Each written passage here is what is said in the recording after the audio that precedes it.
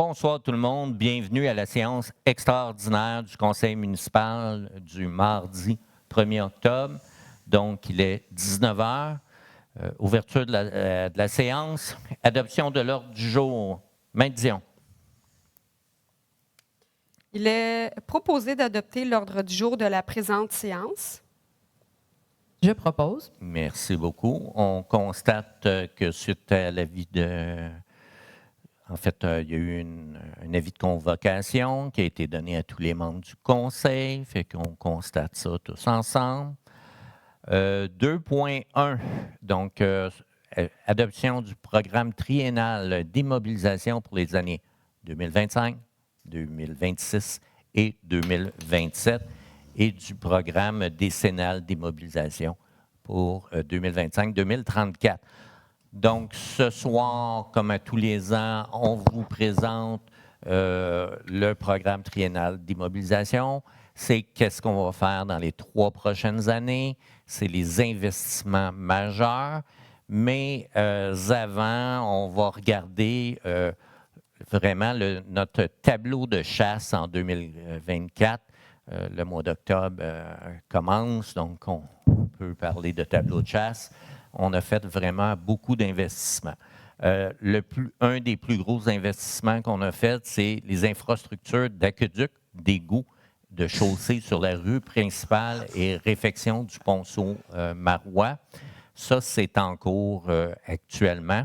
C'est un projet de 5 211 000 $.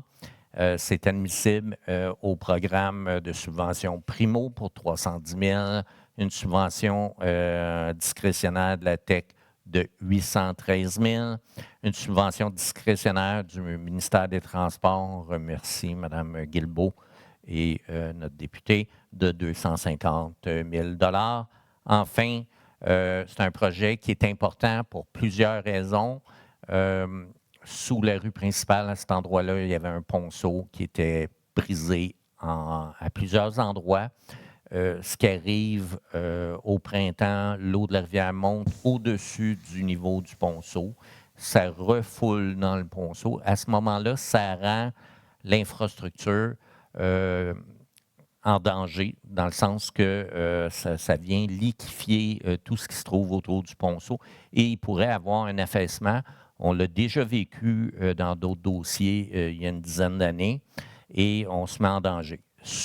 Sur les ponceaux, au-dessus des ponceaux, se trouve notre conduite d'égout et une ligne de gaz d'énergie. Donc, si jamais il y avait un glissement de terrain comme on a connu par ailleurs, on se met vraiment en danger là, d'avoir des gros problèmes. Mais aussi, on vient régler d'autres problèmes, à savoir, on vient faire le bouclage du réseau d'aqueduc entre l'ancien quartier Lesage et le quartier Shawbridge, ce qui va venir améliorer la desserte d'eau dans ces secteurs-là, venir donner une meilleure circulation d'eau sur l'ensemble du PSL pour ces quartiers-là. Et bien sûr, on vient toucher, c'est un projet qui va faciliter l'accès à la future école secondaire s'il y a future école. Donc, c'est un projet important, coûteux. Selon une étude qui a été faite par la MRC, c'est un ponceau qui était jugé, le remplacement de ce ponceau-là était jugé prioritaire. Au niveau de la MRC, c'est l'ouvrage numéro 1 qui devait être remplacé.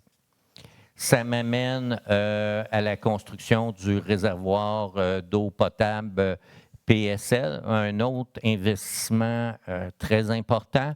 Déjà en 2019, on a fait ou 2020, on a fait faire une étude sur le balancement hydraulique de notre réservoir, de notre système d'aqueduc, autant pour le domaine laurentien que pour le PSL. Et il est apparu à ce moment-là qu'on avait les consultants nous ont recommandé de faire un nouveau bassin pour s'assurer de ne pas manquer d'eau et d'avoir une bonne réserve, autant pour les incendies là, que pour nos citoyens. Donc, c'est important au niveau de l'aqueduc de rien laisser au hasard. Et c'est un investissement qui est important encore une fois. Donc, on parle de 6 976 000. Donc, il va y avoir 2,4 millions de litres dans ce réservoir-là. Et cette infrastructure-là est aussi indispensable là, pour la future école. Et ça va nous permettre là, d'avoir un meilleur service pour nos citoyens et un meilleur aussi, une meilleure protection incendie. Monsieur Vert, oui. avez-vous spécifié l'endroit où il est, cette réserve-là? Oui, cette réserve-là est sur le chemin du lac Éco, en face du marché aux puces, à côté des tennis. En passant, ça me fait penser qu'il y a des gens qui pensent que les tennis ne sont pas accessibles, mais ils sont quand même accessibles, mais pas par cette entrée-là, là, par une autre entrée. Donc, je vous invite à explorer un petit peu si vous voulez profiter des tennis. Au niveau du plan quinquennal de réfection de rue, au 31 décembre, parce qu'il y a des travaux qui ne sont pas réalisés encore, on attend après les entrepreneurs, c'est 1 040 000 en resurfaçage de rue, en réfection de rue qui va avoir été fait. Je vous dis en rafale les endroits là, qu'on a fait. Donc, rue des Anciens, rue Le Sage, rue Louis-Morin, rue du Terroir, rue des Gamins, Pont-Chat, Chemin David et Montée-Sainte-Thérèse. Donc, il y en a quelques-uns qui sont faits là-dedans. Il y en a quelques d'autres qui vont être faits très bientôt. Mise en place de ralentisseurs de vitesse. En 2024, on a un investissement de 78 000 pour 6 ralentisseurs permanents. Donc, ça fait plusieurs années qu'on investit de façon récurrente dans des ralentisseurs de vitesse, dans de la signalisation et différentes mesures pour tempérer la circulation. Donc, on va y arriver. Ça m'amène à une autre mesure pour favoriser la mobilité active, qui est la construction du trottoir sur la 117, donc en face de l'Hôtel de Ville. Donc, la rue Mozart est maintenant connectée avec le chemin du lac Éco par un trottoir. Déjà, on voit que les gens commencent à prendre l'habitude de s'en servir et c'est un investissement important. Puis, on a eu une belle subvention là-dedans, donc par le programme d'aide financière du Fonds de la sécurité routière, le PAF-SR, au montant de 336 718. Notre investissement total, c'est 400 000. Fait que c'est vraiment intéressant quand on réussit on est toujours à la recherche de subventions pour faire travailler votre argent plus fort, à en faire plus avec moins. Aménagement d'un sentier piétonnier sur la rue Claude-Toumelin entre Canadiana et Genevrier. C'est un investissement de 200 000 $. C'est un dossier qui a été interrompu au cours de l'été à cause des événements météorologiques, mais qu'on a pu compléter cet automne. Enfin, le remplacement du module de jeu au parc du Clos Fourtet. Il y a le module ancien là, qui était un vaisseau de pirate qui était magnifique, mais malheureusement qui avait été commandé en Chine. On ne pouvait pas avoir les pièces de remplacement pour ce fantastique module-là. Il cassait un peu de partout. Il était plus sécuritaire depuis longtemps. Donc, on a un nouveau module plus sécuritaire.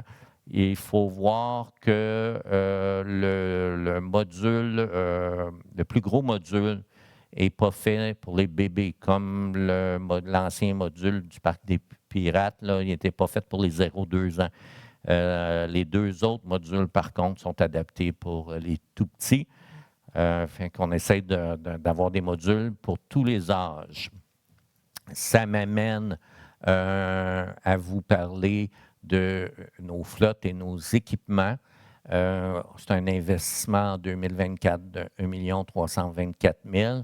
Si je prends le temps de vous dire nos achats, pelle sur chenille, 2 camionnettes, un fourgon électrique, un 10 roues, des équipements multifonctionnels, un véhicule électrique à basse vitesse, un équipement de pavage et de rechargement, donc qui nous permet de faire des travaux nous-mêmes plutôt qu'aller en impartition, une plaque vibrante automotrice, une boîte de fibre de verre, une remorque à liant d'accrochage et des remorques lave-trottoir.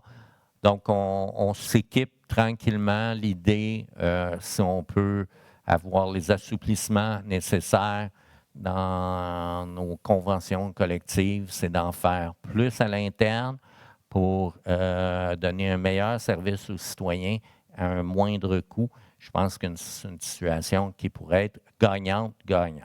Enfin, la construction d'un dôme à abrasif. Ici, c'est une photo d'inspiration. Ça va être fait dans les prochaines semaines, prochains mois. Ça devrait être réglé pour Noël.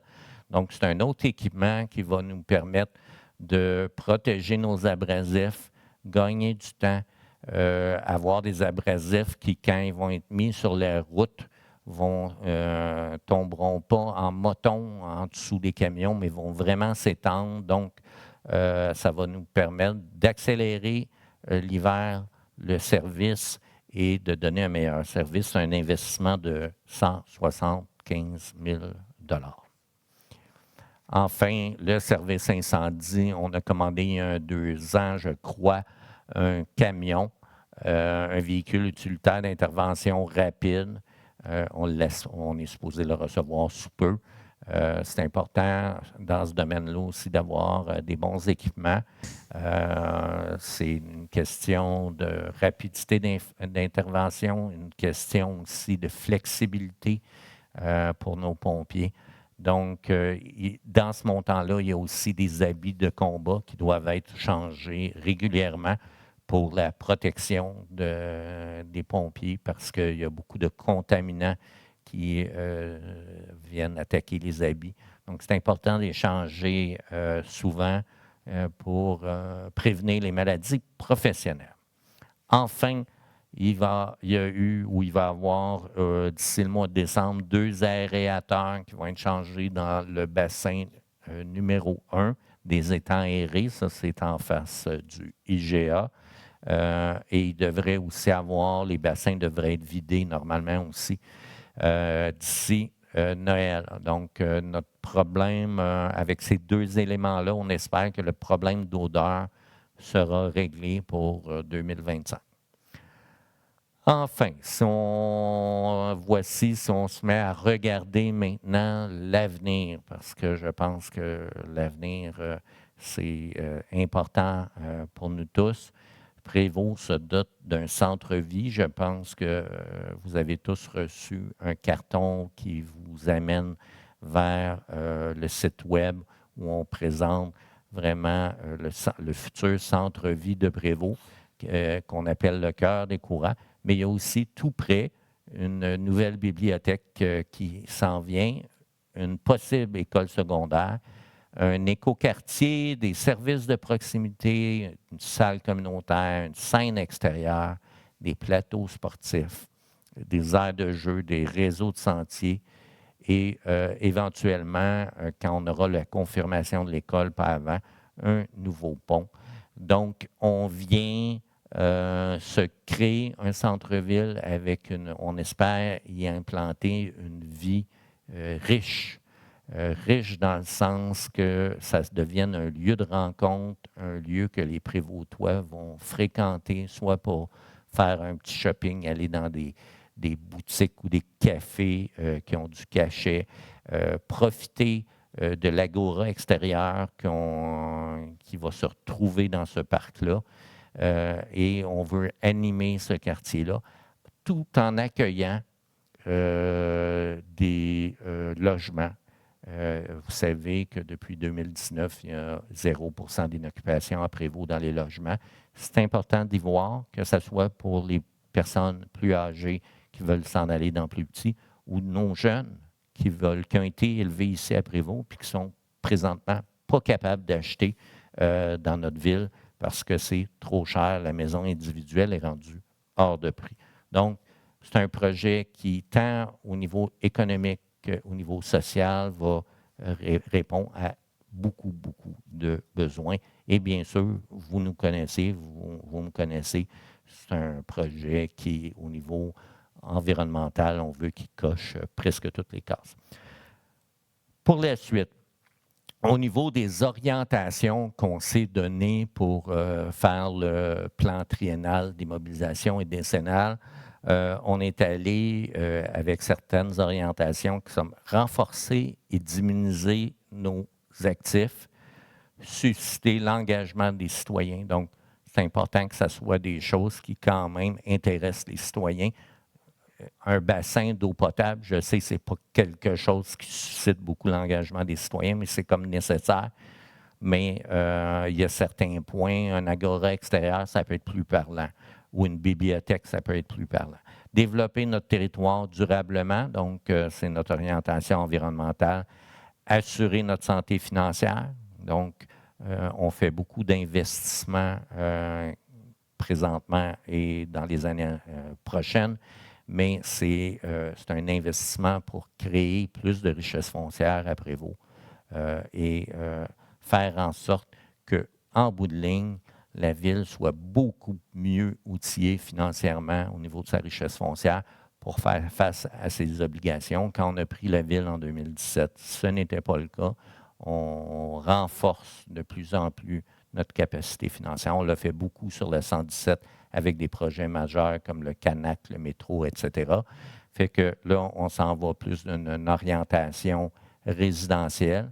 Et c'est ça. Optimisation de l'offre de services aux citoyens. Bien, nos citoyens sont de plus en plus nombreux, de plus en plus méritent d'avoir des services à la hauteur de notre communauté. Je pense qu'on a une ville très belle, une ville qui inspire.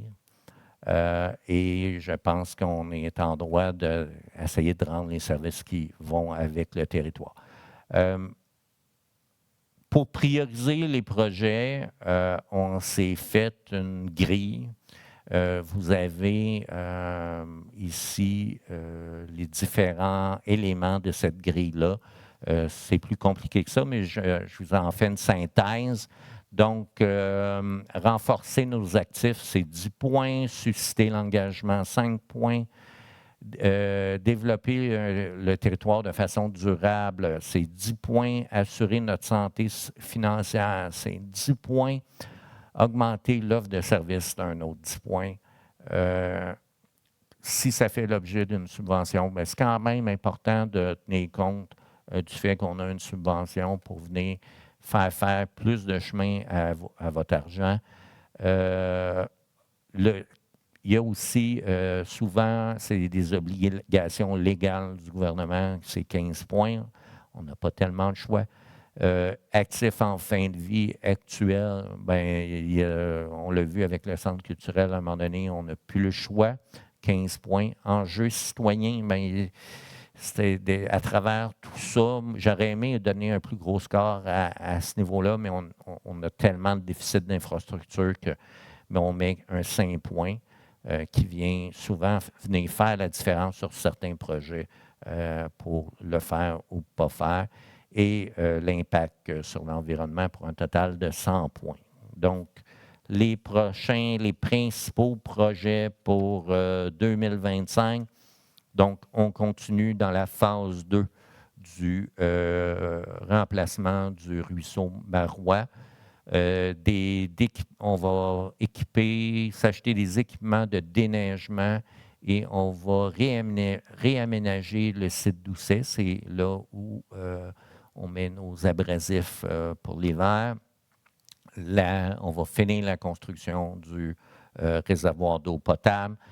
On a le début de la construction de la rue A dans le secteur du cœur de courant. Donc, des courants, c'est la rue entre la rue principale et la 117 qui, éventuellement, il va y avoir un pont en face du métro. Donc, la première étape, c'est qu'on construit cette rue-là. Peu importe qu'est-ce qui se passe au niveau de l'école, on a besoin de cette rue-là pour vendre les terrains ou développer les terrains qui vont être sur le côté sud du boulevard. On s'attend à ce que cette opération-là soit très rentable financièrement entre acheter un terrain en gros et après le vendre en morceaux. Il y a vraiment une explosion des prix qui vont profiter à la ville, qui devrait faire que le prix puis là je m'avance beaucoup, mais le prix du terrain pour l'école et en fait pour tout le Golfe Nord, notre espérance, c'est qu'au final, ça coûte zéro. Fait que, et c'est très, en même temps, c'est audacieux comme déclaration, mais c'est très conservateur quand on voit le prix des terrains en ce moment. Début de la construction de la nouvelle bibliothèque, ça devrait débuter l'été prochain. Ça, c'est un projet qui avait été amené par l'ancien conseil de ville dans les années 2015, je crois, et qui avait été abandonné. Nous, on l'a repris, on l'a réamené. Et là, c'est vrai, les plans d'architecture sont en train de se faire.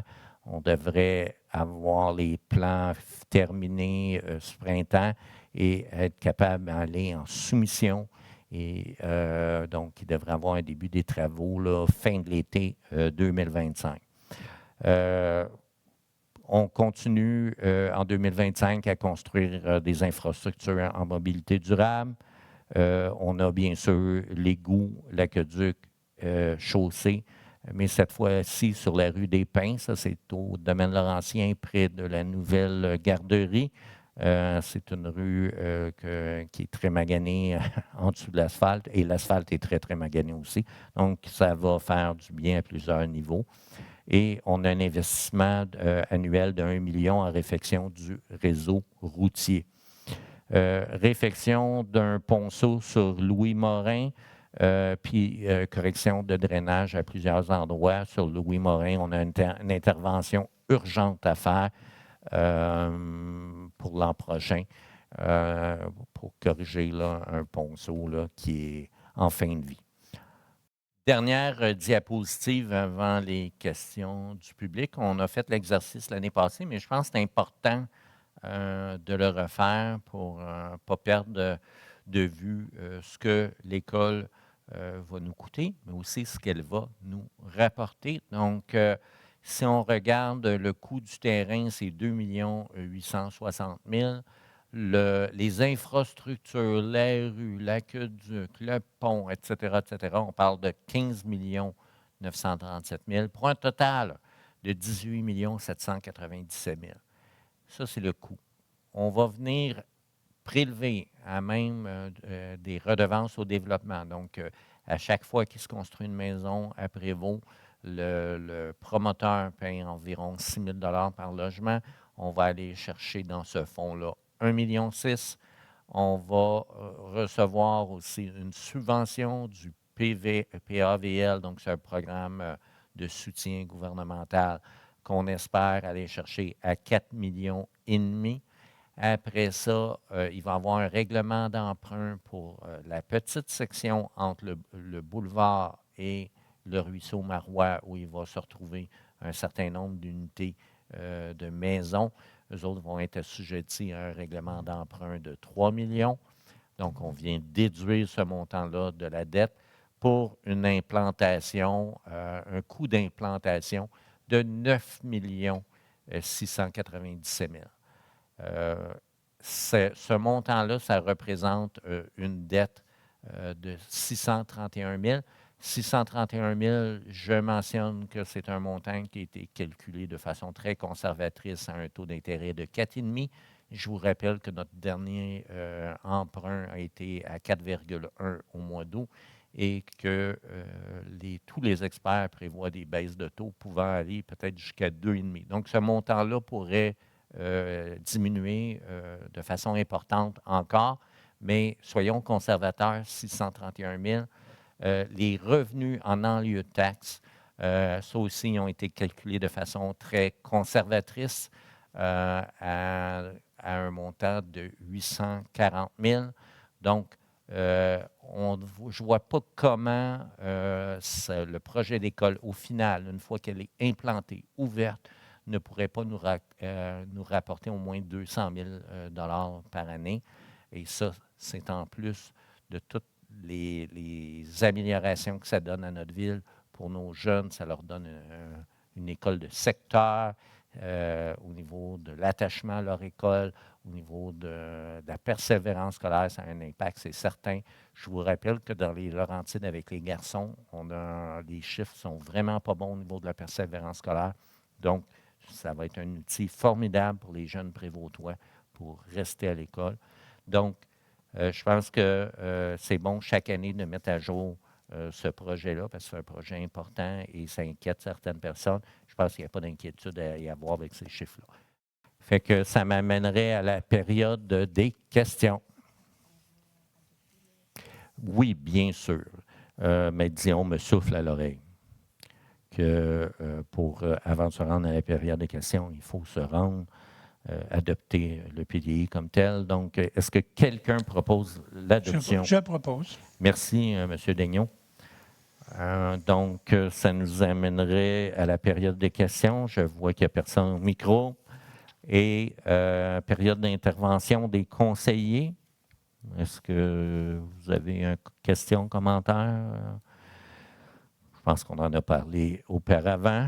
Et clôture de la séance. Est-ce que quelqu'un veut lever la séance? Je propose. Merci, M. Morin. Donc, la prochaine séance ordinaire, mardi le 15 octobre, 19h30 cette fois-là. Bonne soirée à tous.